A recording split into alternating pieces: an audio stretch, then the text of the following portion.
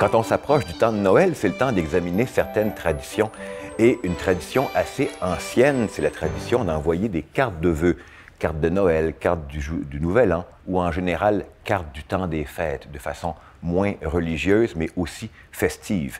C'est une vieille tradition et au Musée de l'Histoire et au Musée de la Guerre, on a presque 2000 cartes de toutes les couleurs, de tous les genres, de toutes les formes. Dans ce grand groupe-là, il y en a une petite sélection qui sont des cartes politiques.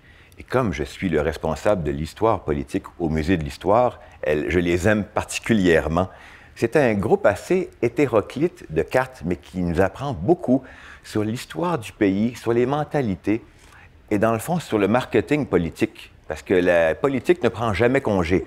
Même pour le Nouvel An, même pour le Père Noël, un politicien reste toujours un politicien. C'est intéressant à regarder au niveau des formes, au niveau du design, du style.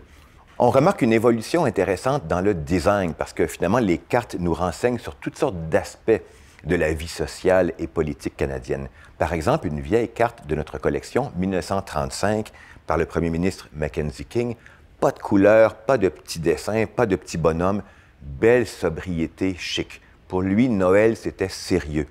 Nous avons d'autres, non pas cartes, mais lettres de Noël des années 1950 d'un autre premier ministre, Louis Saint-Laurent, également extrêmement sérieux, dactylographié, papier à en-tête, même quand il s'adressait à un ami de collège qu'il tutoyait et qu'il aimait beaucoup.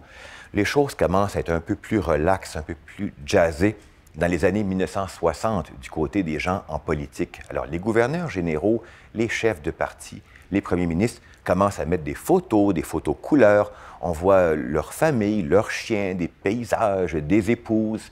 Il s'agit pour eux de se montrer plus approchables, plus humains. De plus en plus, ils portent des chandails colorés au coin du feu. On a envie de les aimer, on se sent proche d'eux. Une carte qui est particulièrement jolie et mignonne, c'est celle de Noël 1972, envoyée par le premier ministre Pierre Elliott Trudeau.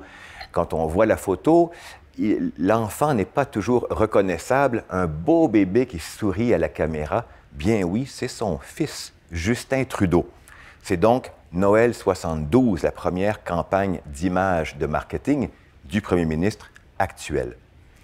Donc, dans certains cas, les cartes sont juste belles, jolies, charmantes et sans conséquence, une carte de temps des fêtes. Dans d'autres cas, elles font réfléchir et elles donnent une petite larme au coin de l'œil. Pour revenir au premier ministre Mackenzie King, dans les archives du Musée de la Guerre, il y a quelques cartes précieuses qu'il avait envoyées en 1942, 43, 44 à des prisonniers de guerre canadiens dans des camps de détention au Japon ou en Allemagne qui avaient été capturés à Dieppe, à Hong Kong. Dans ce cas-ci, les cartes veulent donner un certain réconfort, mais bien au-delà des petits symboles faciles de Noël, c'est un vœu de solidarité de toute une nation. Donc, du côté des cartes de Noël, il y a du joyeux et il y a de la réflexion aussi. Voilà. Sur cette note, bonne saison de cartes de Noël et du jour de l'an à tous.